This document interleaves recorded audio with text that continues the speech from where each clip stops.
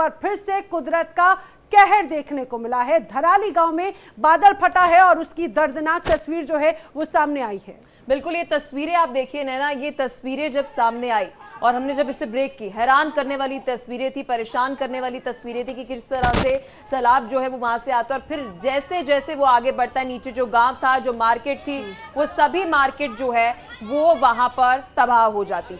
और ये देखिए जरा, ये ऊपर का रास्ता है और ऊपर से बादल फटने के बाद का जो मलबा है वो सीधे नीचे की तरफ आ रहा था। दूर मौजूद एक शख्स ने ये तबाही का मंजर अपने मोबाइल में कैद किया और देखिए जिसने भी देखा उसके रोंगटे खड़े हो गए। चीख पुकार सीधे सीधे साफ तौर से नजर आ रही है। ऊपर से मलबा पूरा बहता हुआ, कीचड़, पानी, पेड़, मिट्टी, ऐसा लगता है पानी के साथ में जो भी उसके सामने हो सब कुछ बहा ले जाने पर आमदा है। ये पलक, जो तस्वीर बहुत खतरनाक है। और नैना, धराली गांव की ये पूरी तस्वीर जो है दर्शकों को दिखा रहे हैं। सबसे बड़ी बात ये हो जा रही है यहाँ पर बहुत ज्यादा। और पूर्व सीएम उत्तराखंड के हरीश रावत जी समय हमारे साथ में जुड़ रहे हैं। हरीश रावत जी, एक बार फिर से बेहद दर्दनाक और तबाही का मंजर नजर आता है, क्या कहेंगे इस घटना पर? ये बहुत चिंताजनक स्थिति है और ये समाचार मेरे लिए बहुत बड़ा झटका है। मैं ये सुंदर एरिया में गया था जी 3-1 महीने पहले। मुकबा जो है जहाँ माता गंगा का शीतकालीन आवास है, ये उससे लगा हुआ धराली का गांव है। बहुत सुंदर गांव है और बड़ा शानदार तरीके से बसा हुआ बना हुआ है। ये नए प्रकार की खेती भी कर रहे हैं, यहाँ होम स्टे भी हैं, होटल्स भी बने हुए हैं और प्रकृति के साथ बड़े मेल मिलाप से चलते हैं इस गांव के लोग। अगर ये स्थिर गंगा एक प्रकार का गहिरा है, वो पहाड़ से बहुत नाले के रूप में आता है और एक आध दो बार पहले भी इसमें इस तरीके के बड़ा पानी आया है और इस बार बहुत बड़ा सैलाब आया है। कहीं बादल फटा है इसके मुहाने में वहां से और यहाँ आकर के इसने बड़ी तबाही मचाई है। अब इसमें धराली गांव के कितने होटल्स पे और जगह कितना नुकसान हुआ है। यहाँ एक प्राचीन मंदिर है, बहुत भव्य मंदिर है, जी जी, कितना नुकसान पहुंचा है। नीचे बाजार को कितना नुकसान पहुंचा है। यहाँ कुछ देखा, आप देख भी रहे होंगे, यहाँ निर्माण कार्य बहुत सारे हो रहे हैं या हुए हैं, तो मजदूर भी हैं।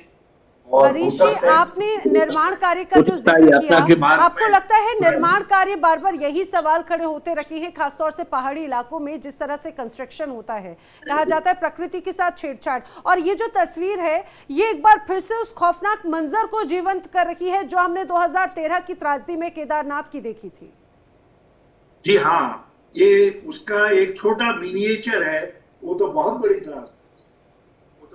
त्रासदी थी, मगर उसका ये छोटा मिनिएचर है। मगर मौत तो एक हो या दो हो, 10 हो, मौत तो मौत ही है और बर्बादी जो हो रही है वो बर्बादी है। जिनके घर दबे हैं, जिनके घर बर्बाद हुए, जिनकी दुकानें सब मलबे से ढक गई हैं, जिनकी आजीविका भी गई है, जीवन भी गया है, तो उन परिवारों के साथ हरीश रावत जी, आपसे एक सवाल होगा।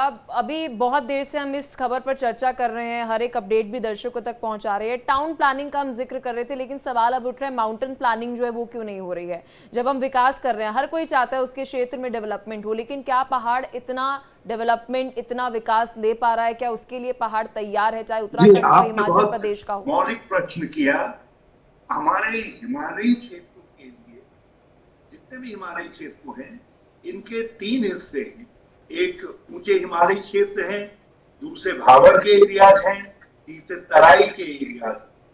जो तराई के एरियाज और भाबर के एरियाज में पहले मिक्स साल के जंगल होते थे, साल सागौन इसके मिक्स जंगल होते थे।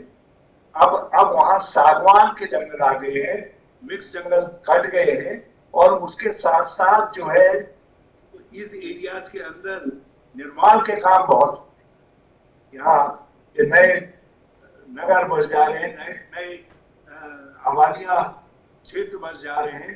अब मैंने हरिद्वार और रुड़की में के बीच में बड़ा खाली एरिया था और आज कोई 1 इंच भी जमीन खाली नहीं दिखाई देती है। तो इन एरियाज के अंदर जो अंधाधुंध निर्माण हो रहा है, यहाँ वो ये रहा है कि मैदानी क्षेत्रों से राजस्थान से। लेकिन हरीश रावत जी, अगर अभी हम गर्म पहाड़ हवाएं को आती देखें और है, समझे तो वो उत्तराखंड में पहले- अच्छी बात है कि टूरिज्म बढ़ रहा है, लेकिन एक सेकंड उत्तराखंड सुन- भी सर डेंसली पॉपुलेटेड हो रहा है।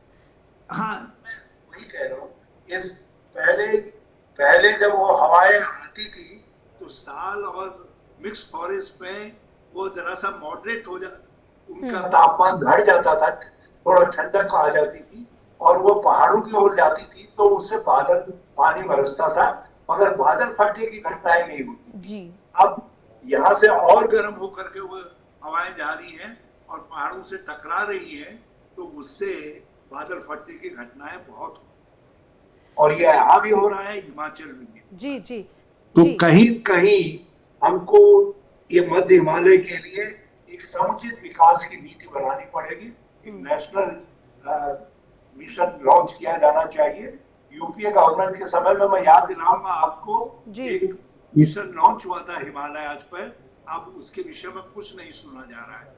तो ये हिमालयाज नीड नेशनल अटेंशन, और उसकी कीमत जो हम उत्तराखंड के लोग या पहाड़ों के लोग या हमारे मैदान और तराई के लोग दे रहे हैं, वो जी। कीमत जो है हमको अदा करनी। हरीश जी, एक बहुत महत्वपूर्ण बात आपने कही कि इस तरह की प्लानिंग और प्रायोरिटी जरूर होनी चाहिए। खासतौर से पहाड़ों को लोग टूरिज्म के लिहाज से या फिर उसकी संपदा को अपना मानते हुए तो जरूर उसका इस्तेमाल करते हैं, लेकिन आपको ऐसा लगता है कि लापरवाही का नतीजा होती है ऐसी घटनाएं? चाहे बात पहले फोरकास्ट की हो, प्रिडिक्शन की हो, या फिर वहां पर लोगों को अलर्ट करने की हो, या एनक्रोचमेंट जिस तरह से होता है, कंस्ट्रक्शंस जिस तरह से होते हैं। क्योंकि पिछले कुछ वक्त में कभी चमोली की घटना, कभी केदारनाथ की, कभी उत्तराखंड के अलग अलग इलाकों की घटनाएं, लगातार घटनाओं की श्रेणी बढ़ रही है। सर, आपने अभी मौलिक एक बात कही कि कितना डेवलपमेंट, कितने मकान बनने चाहिए। अब जोशीमठ है, आपने जोशीमठ पहले ही धसाओं का एरिया था जी। आपने वहां बड़े बड़े 3 मंजिले 4 मंजिले मकान बना दिए, बहुत मकान बन गए वहां। तो उससे जोशीमठ की त्रासदी देखी कि टूरिस्ट जब ठीक है, हट्स बननी चाहिए, हाउसेज भी बनने चाहिए, मगर वो किस स्ट्रक्चर के बनने चाहिए? वो ज्यादा लकड़ियों के हल्के बनने चाहिए। या ऊंचे हिमालयी क्षेत्रों में भी आप जब यमुनोत्री गंगोत्री की तरफ जाते हैं तो वहां भी आप कंक्रीट के बने हुए मकान देखते हैं, बिल्कुल बड़ी बड़ी होटलें देखते हैं। मकान, आप पुराने मकानों को देखिए, हमारे यहाँ अधिक 3 मंजिले भी मकान होते थे, तो लकड़ी के स्ट्रक्चर के मकान होते थे। लोग और या स्थानीय पत्थरों के आधार पर मकान होते थे, हल्के मकान होते थे। लेकिन आज सीमेंट के मकान बन रहे हैं और उसमें बड़े बड़े लेंटर्स बन रहे हैं। अब उन सब का भार आखिर। हरीश रावत जी, ये तो हमने प्रॉब्लम्स पे डिस्कस कर लिया, जिसकी एक लंबी लिस्ट हमारे पास है। सोल्यूशन क्या है इसका, कि अभी जो पहाड़ी इलाकों में, चाहे हिमाचल प्रदेश हो या फिर हम बात करें उत्तराखंड की, सोल्यूशन क्या है सर, समाधान क्या है? समाधान इसका एक ही है कि हम राष्ट्रीय सोच बना करके ये हिमालयाज में और हिमालय की तलहटी में हम ज्यादातर जो है हरियाली रखें, और जो हाउसिंग पॉलिसी हो वो नेशनल लेवल की एक हाउसिंग पॉलिसी इन एरियाज के लिए बनाई जाए। उसकी कॉस्ट जो है राज्य सरकार और केंद्र सरकार मिलकर के शेयर करने का काम करें, और उसके तहत यहाँ हाउसेज बनने चाहिए और लोगों की मदद होनी चाहिए, ताकि इन एरियाज के अंदर हम ज्यादा से ज्यादा हरियाली पैदा कर सकें। जी सर।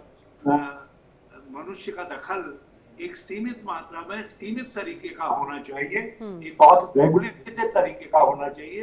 ये जो अनरेगुलेटेड डेवलपमेंट हो रहा है, अनियोजित विकास हो रहा है, ये बहुत गंभीर विषय भी हो जाता है, और क्योंकि आने वाले वक्त के लिए चेतावनी है।